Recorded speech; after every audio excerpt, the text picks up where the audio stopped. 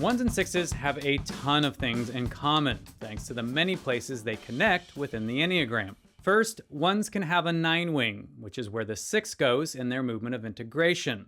And sixes can have a 7-wing, which is where the 1 goes in their movement of integration. They're also both compliant types within the Hornevian triad, which is where I want to focus our attention in this section, as we'll get to those other 2 points later on. Now, the Hornevian triad groups Enneagram types based on the way they get what they need from social situations, which can be anything from hanging out with their friends, to navigating the workplace, to how they are at home. As compliant types, ones and sixes are both very concerned with the rules, morals, standards, and practices that maintain their environment. That's not to say that ones and sixes always follow the rules, although they might at times if they feel like those rules are good, fair, or useful for personal growth. If, however, they don't feel that way, then ones and sixes are just as happy to break or create new rules as they are to follow existing ones, which can either make the 1 look like a prophet or a heretic, and the 6 like a disciple or a dissident, depending on where you stand on the issue. Now, the reason ones and sixes are so concerned with the guiding rules and principles of their environment as adults is because as children, their defining relationship was with the primary protective or authority figure in the home.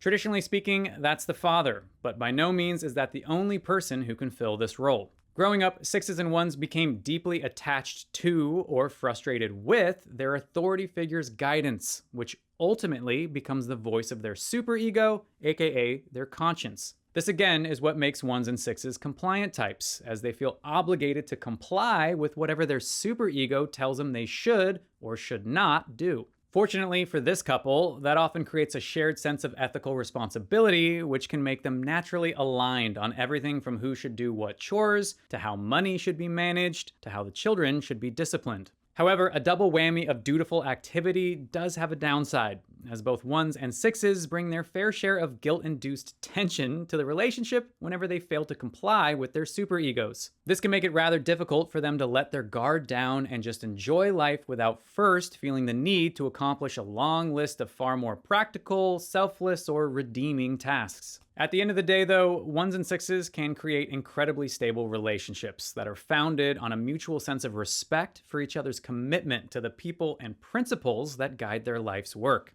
All right, on that note, let's shift gears and take a look at what specifically attracts the Type 1 reformer to the Type 6 loyalist and vice versa. Thank you so much for watching You've Got a Type.